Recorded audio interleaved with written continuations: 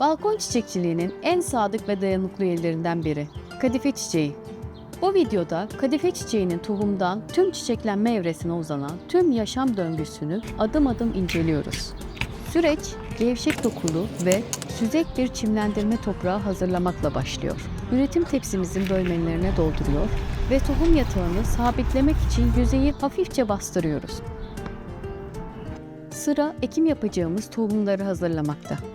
Paketimizi açıp iç kısımdaki koruyucu zarftan tohumlarımızı çıkarıyoruz.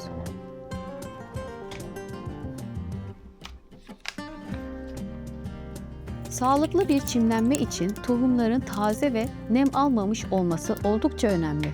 Doğru ekim derinliği başarının anahtarıdır. Toprakta yaklaşık yarım santimetre derinliğinde minik yuvalar açıyoruz. Kadife çiçeğinin ince uzun, iğne benzeri karakteristik tohumları vardır. Tohumları yuvalara yerleştirip can suyu veriyoruz. Karışıklığı önlemek için de tür adını yazdığımız etiketi saksıya saplıyoruz. Doğru sıcaklık ve nemle birlikte yaklaşık bir hafta içinde çimlenme gerçekleşir ve ardından bitki hızla büyür. İlk gerçek yapraklar testere dişli formda beliriyor. Gövdede gördüğümüz bu koyu kırmızı ve mor tonlar fidelerin güneş ışığı altında sağlıklı geliştiğinin en net göstergesi. Fidelerimiz yeterli büyüklüğe ulaştığında kök sisteminin rahatça yayılabilmesi için onları daha geniş, kalıcı saksılara aktarıyoruz.